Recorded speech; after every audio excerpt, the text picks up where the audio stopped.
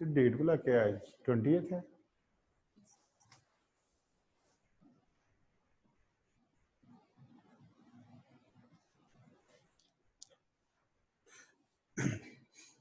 जी बिस्मिल्लाहिर्रहमानिर्रहीम। अस्सलाम वालेकुम स्टूडेंट्स।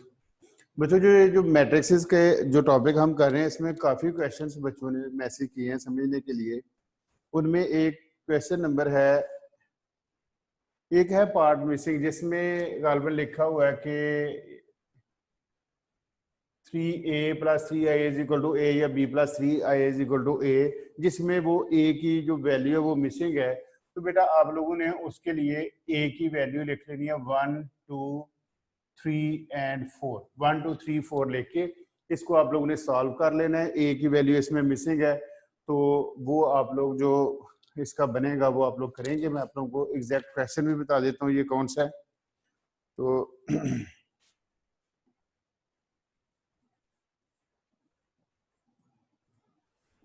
बेटा ये पार्ट बनता है b + 3i = a, b + 3i = a। तो आप लोगों ने इसमें b की वैल्यू फाइंड करनी थी। तो चले मैं इसको सॉल्व कर देता हूँ कि फाइंड मैट्रिक्स b। बेटा b अगर हमने फाइंड करना है, b + 3 × i की वैल्यू होती है 1 0 0 1। बेटा ये कांस्टेंट वैल्यू है, ये याद रखिएगा, इसमें चेंज नहीं आती। Equal a, you will write 1 2 3 and 4। तो अगर हम इसको देखें, if we multiply all the elements by 3 it becomes 3 0 0 3 equal 1 2 3 and 4। तो बच्चों b आ गया 1 2 3 4 प्लस चेंज इनटू माइनस 3 0 0 3। बेटा यहाँ पे b के साथ ये ऐड हो रहा है, जब इसको राइट साइड पे शिफ्ट करेंगे तो ये सब्ट्रैक्ट करेंगे। नाउ जब एडिशन एंड सब्ट्रैक्शन है मैट्रिक्सेस में, वो आप लोगों को पता है जो हम कॉरस्पॉन्डिंग एलिमेंट्स को करते हैं। तो बेटा 1 - 3 means -2, 3 - 0 3, 2 - 0 2 and 4 - 3 1। This will be its answer. b will be equal to -2 2 3 1। तो बच्चों ये b की वैल्यू आ जाएगी। मैंने a की जो वैल्यू है वो सपोज कर ली थी 1 2 3 4। ये आप लोगों ने कंप्लीट कर लेना है। और जो आप लोग वर्कशीट सॉल्व करेंगे बेटा, if it's not possible for you people to solve the worksheet on pages, जो गिवन स्पेस है अगर उसमें आप लोग सॉल्व नहीं कर सकते, मैंने आप लोगों को बताया था कि आप लोग एक पेज पे क्वेश्चन नंबर, पेज नंबर और उसका आंसर लिख के बेटे आप लोग उसी तरह इसको गूगल में अपलोड कर दीजिएगा, मैं मार्क कर दूंगा, कोई ऐसी बात नहीं। दूसरा, एक इस टॉपिक नंबर 38 में बेटे क्वेश्चन नंबर 11 एक स्टूडेंट ने मैसेज किया है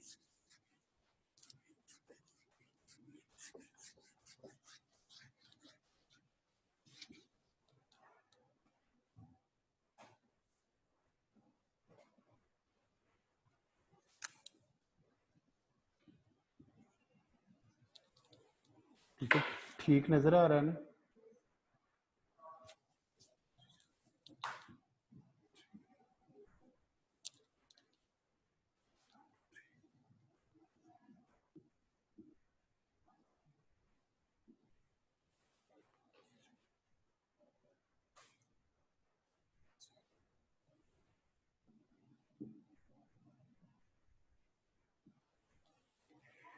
A, B, and C.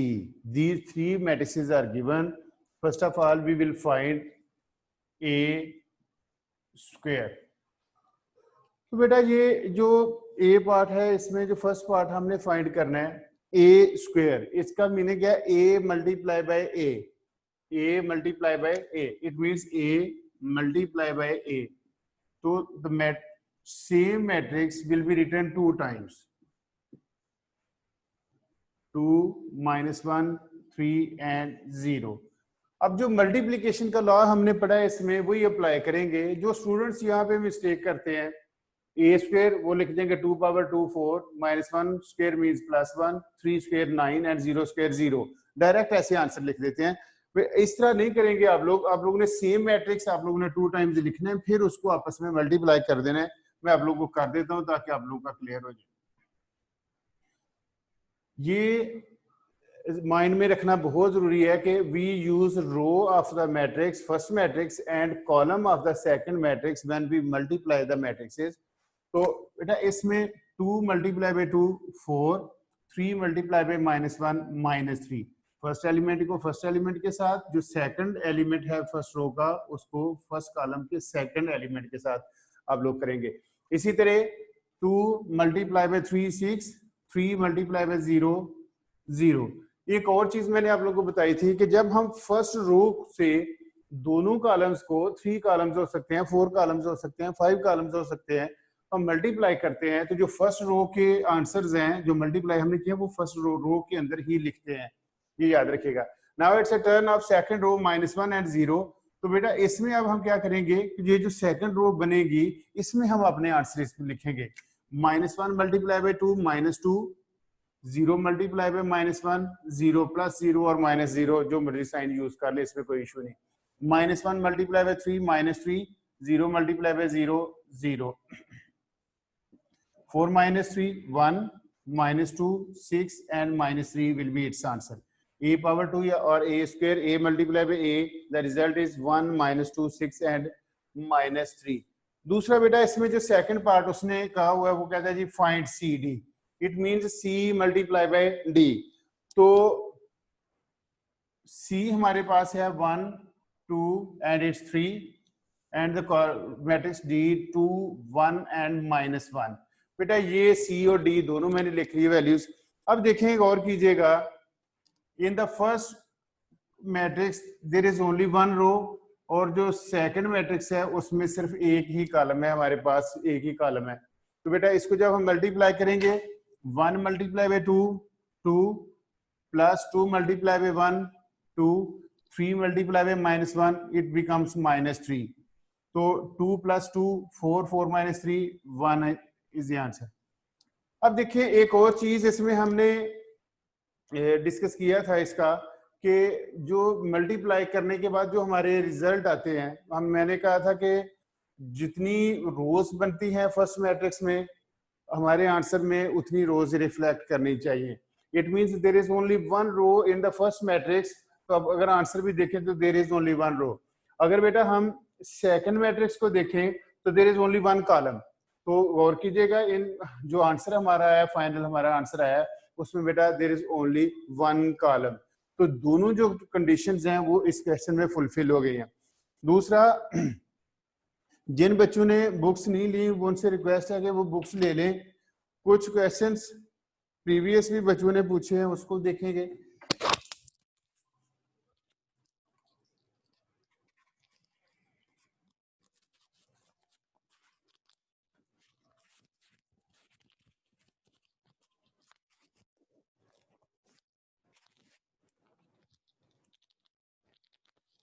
इसमें बेटा वर्ड प्रॉब्लम्स हैं, आप लोग बुक भी अपनी यूज कर सकते हैं जो D1 D2 D3 D4 जो यूज की थी। D4 में भी आप लोगों को क्वेश्चंस मिलेंगे इसके। और दूसरा ये है कि आप लोग बेटा वर्ड प्रॉब्लम्स भी जरूर करें, जब तक आप लोग करेंगे नहीं आप लोग पूछेंगे कुछ नहीं, क्वेश्चन सॉल्व करेंगे तो मुझे समझ आएगी कि आप लोगों ने पूछना है। अब बेटा आप लोगों को दूसरी टीचर ने एक टॉपिक स्टार्ट करवाया था trigonometrical ratios and further trigonometry. मेरे ख्याल उन्होंने काफी किया था तो मैं उसको नहीं टच कर रहा। आज हम इस जो एक टॉपिक बड़ा इंपॉर्टेंट हमने पढ़ा हुआ है, angle properties of circles.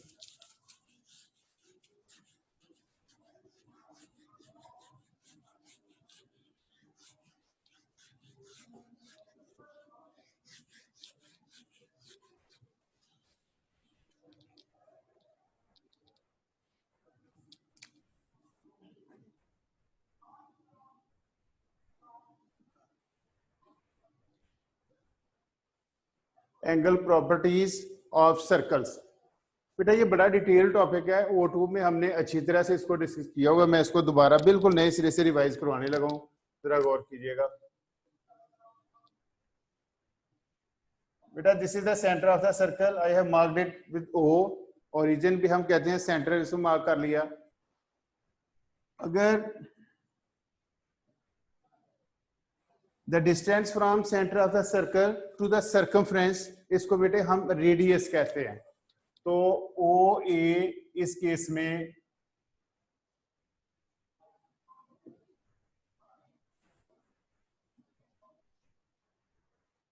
Radius है।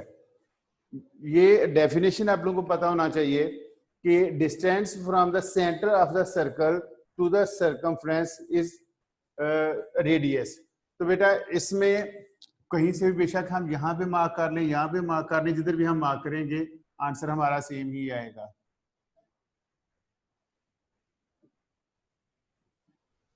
अब एक और लाइन मैंने ड्रा किया है, इट्स बी सी। तो बच्चों अगर हम देखें O B, O C and ओ ए, अगर हम O B, O C and ओ ए की बात करें तो ये तीनों रेडियस हैं सेम सर्कल के, ये याद रखिएगा। It means we can write O A equal O B equal O C, क्योंकि एक ही सर्कल के ये तीनों ही रेडियस हैं। लेकिन बेटा अगर हम इसकी बात करें बी सी की, the straight line, a line which has ending points on circumference but it passes through the center of the circle, it is known as diameter. अच्छा एक और मैं बेटा एक लाइन ड्रा करने लगा हूं, इसको देखिएगा ई, इसको मैंने ई एफ मार्क कर लिया।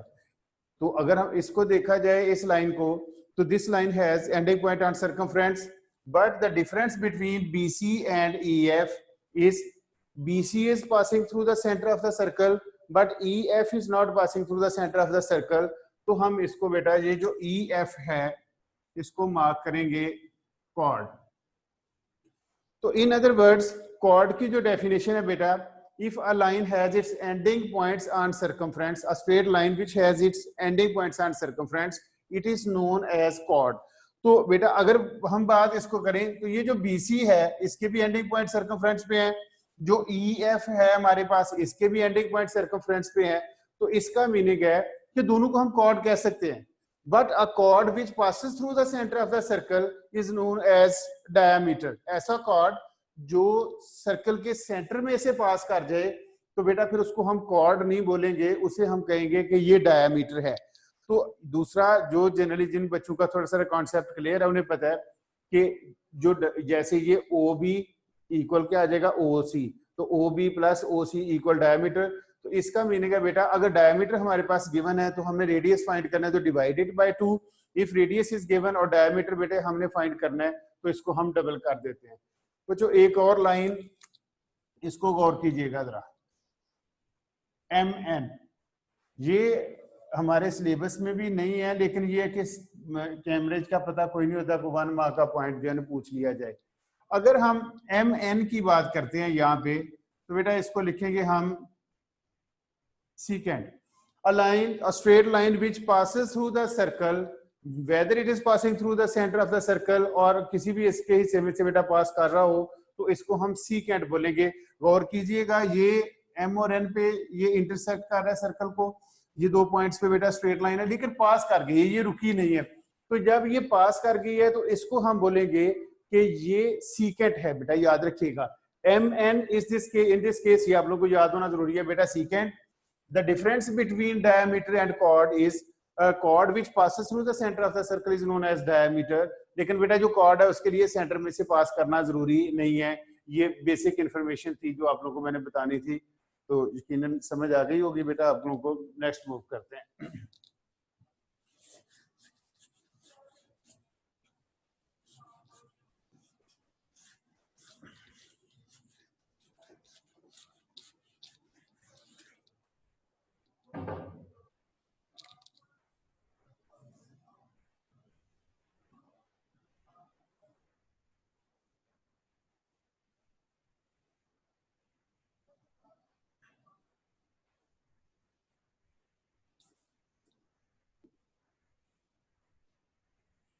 बच्चों लास्ट डायग्राम जो अभी प्रीवियस हमने डिस्कस किया है, A B C D and E F और एफ ई, जो भी आप इसको मार्क करें तो again O is the centre of the circle. बेटा इसको हमने ओ मार्क कर लिया, सेंटर मार्क कर लिया।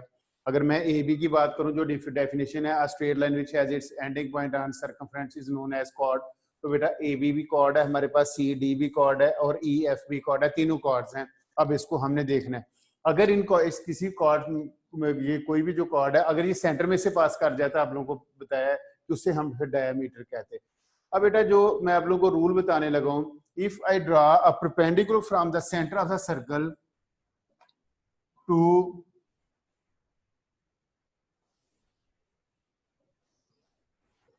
बेटा सेंटर जो सर्कल है वहां से डायमीटर पे जब भी हम परपेंडिकुलर ड्रा करेंगे तो ये हमेशा 90 डिग्री पे मीट करेगा। डायमीटर पे जो ये जो कॉर्ड है हमारा वहां पे 90 डिग्री पे ये मीट करेगा। सेकेंडली बेटे जो इम्पोर्टेंट इंफॉर्मेशन है, एक तो ये आ गई कि ये जो इसको अगर मैं लिख लूं ओ टी, इसको अगर मैं एस बेटे मार्क कर लूं, इसको मैं एल मार्क कर लेता हूं। O T, O S and O L ये मैंने परपेंडिकुलर्स ड्रा किए हैं from the centre of the circle to the chord पे मैंने परपेंडिकुलर ड्रा किए हैं। तो याद रखें बेटा ये जो परपेंडिकुलर जब भी हम सेंटर ऑफ द सर्कल से किसी भी कॉर्ड पे हम ड्रा करेंगे तो ये हमेशा उसको सेंटर पे मीट करेगा, सेंटर पे। यानी कि ये जो सी डी कॉर्ड है, S is the mid point of C D, T is the mid point of A B, L is the mid point of E F. बेटा ये दोबारा नहीं, बार बार नहीं चीजें एक्सप्लेन होनी, इसलिए आप लोग से रिक्वेस्ट है कि प्लीज इसको गौर से सुने और समझने की कोशिश करें।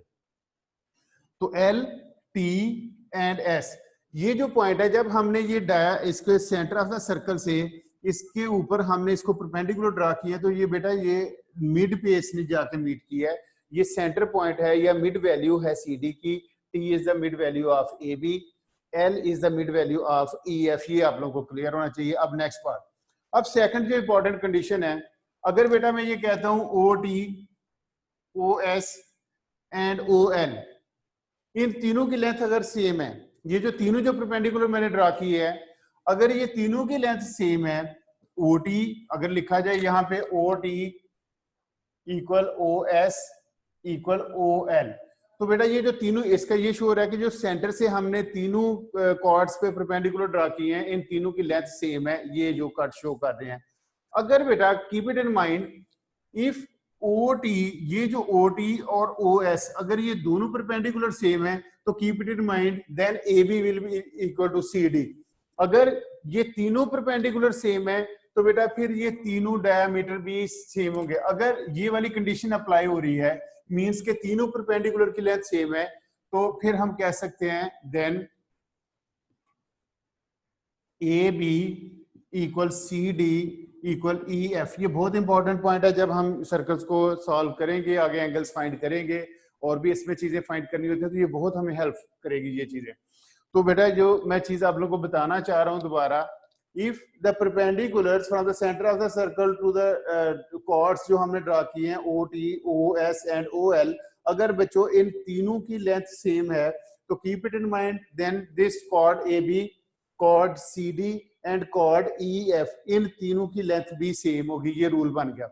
सेकेंडली अगर ये लिख लिया जाए, समटाइम इस तरह से वो बता देता है कि लिख लिया जाए if A B equal C D equal E F, तो फिर हम लिखेंगे, अगर वो मार्क कर देता है कॉर्ड्स को, तो फिर ये भी लिखा जा सकता है कि O T then O T equal O S equal O L.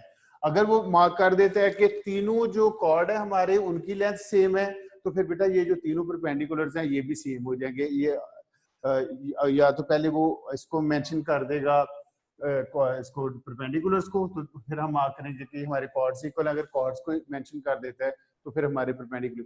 जो इंपॉर्टेंट पॉइंट है वो ये है कि ये जो परपेंडिकुलर हम ड्रा कर रहे हैं ये सेंटर ऑफ द सर्कल से होने चाहिए। तो बेटा ये बड़ा इंपॉर्टेंट पॉइंट है, इसको भी नोट कर लीजिएगा। फिर हम इसको नेक्स्ट चलते हैं आगे।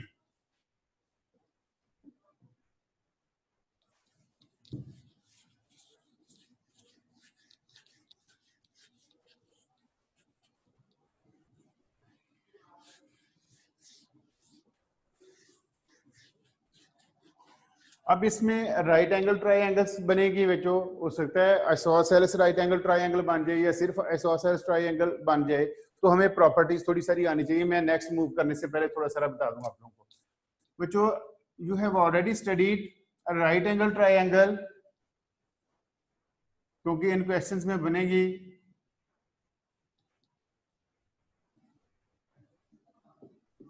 बेटा I have drawn 3 triangles in the first shape. बेटा ये जो डायग्राम है ये राइट एंगल ट्राइंगल है, इसमें एक 90 डिग्री का एंगल है, ये राइट एंगल ट्राइंगल है। अगर हम इसकी बात करें ये तो ये आइसोसेलेस ट्राइंगल है, इसमें these two sides are equal. एक और चीज मैं बता दूं कि बेटा अगर ये वाली दो साइड्स इक्वल हैं, अगर इसको मार्क कर लें A B C D, if A B and C D are equal then we can say that these two angles, angle A and angle C, are the base angles of this triangle. तो ये जो angle है ये इसको बेटे हम बोलते हैं वर्टिकल एंगल। ये आप लोगों ने याद रखना है। इन this case A and C are the base angles of this isosceles triangle, लेकिन ये जो एंगल B है अगर इसको देखेंगे तो इसको बोलेंगे वर्टिकल एंगल। ये याद रखिएगा कहीं मिक्स अप ना हो, ये दोनों बेस नहीं हो सकते। ये दोनों बेस सेम तब होंगे हमारे पास अगर ये साइड AC और BC इक्वल होगी। चूंकि मैंने AB और BC को इक्वल किया है, देन दीज टू एंगल्स, ये बेस एंगल्स हो गए बेटे। और ये यानी कि ये जो इक्वल हमारी साइड्स हैं AB और CB या BC, इसमें देखिए कॉमन पॉइंट कौन सा बन रहा है B, वो बेटा हमेशा हम वर्टिकल एंगल मार्क करेंगे। अब अगर थर्ड ट्रायंगल की तरफ जाते हैं तो in this case all the sides are equal in length, इसको बोलते हैं इक्विलेटरल ट्रायंगल। अगर इसकी हम लाइन ऑफ सिमेट्री की बात करेंगे तो बेटा लाइन ऑफ सिमेट्री इसकी आ जाएगी, लाइंस ऑफ सिमेट्री की बात करेंगे तो 3 लाइंस ऑफ सिमेट्री। अगर ऑर्डर ऑफ रोटेशनल सिमेट्री की बात करेंगे तो वो भी इसका 3 ऑर्डर होगा इसका। अगर हम आइसोसेलेस ट्रायंगल की बात करते हैं तो बेटा इसमें it has only 1 line of symmetry. Line of symmetry वो बी से शुरू होगी और ए और सी को सेंटर से कट करेगी, ऐसे हम इसको ड्रा करेंगे। अगर रोटेशनल सिमेट्री की बात करेंगे तो ये जो आइसोसेलेस ट्रायंगल है इसमें रोटेशनल सिमेट्री 0 हो जाएगी। तो बच्चों सर्कल्स इंपॉर्टेंट टॉपिक है, थोड़ा सारा डिफिकल्ट तो खैर मैं नहीं कहूंगा, समझने वाला है। इससे पहले थोड़ा सारा ये जो चीजें बता रहा हूँ सिमेट्री से, वैसे तो पूरा टॉपिक ही अभी आप लोगों को करवाना है, तो ये थोड़ा सारा इसको मैं एक्सप्लेन करने की कोशिश कर रहा हूँ। बेटा sometime there is a right angle triangle, कहता है कि whether it has any line of symmetry या रोटेशनल सिमेट्री। तो first of all we should know that 0 rotational symmetry, जो अब हम इसको रोटेट करते हैं 360 डिग्री पे तो इसकी रोटेशन 0 है। सेकेंडली अगर वो कहता है कि whether this triangle has line of symmetry, तो बेटा कीप इट इन माइंड, अगर ये साइज PQR मैंने मार्क कर लिया, if PQ is not equal to QR, अगर PQ और QR इक्वल है तो फिर बेटा this line this triangle has 1 line of symmetry. अगर ये इक्वल नहीं है, सपोज इसको मैं मार्क कर लेता हूं 30 डिग्री, इसको मार्क कर लिया 60 डिग्री, तो then we can say that this triangle has 0 line of symmetry.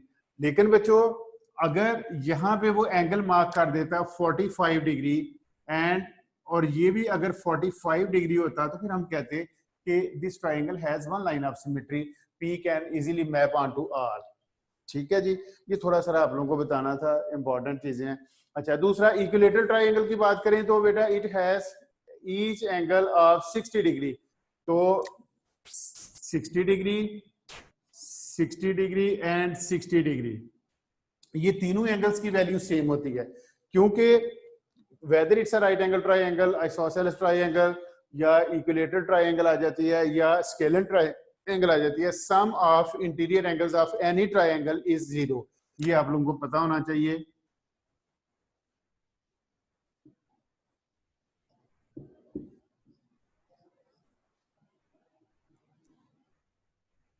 Of triangle is 180 degree. तो ट्रायंगल बेटा कोई भी हो, अगर उसके इंटीरियर एंगल्स को ऐड करें, देखें इस केस में 45 plus 45 plus 90, that result will be equal to 180 degree. ये जो थर्ड मैंने मार्क किया 60 60 60, समटाइम होता है कि एक एंगल वो मार्क कर देता है तो इक्विलेटरल का वर्ड यूज कर लेता है, या कोई भी एंगल की वैल्यू वो मार्क नहीं करता, तो इक्विलेटरल की स्टेटमेंट उसने दे दी। तो फिर हमें पता होना चाहिए कि इन तीनों एंगल्स जो हैं इनकी each angle will be equal to 60 degree.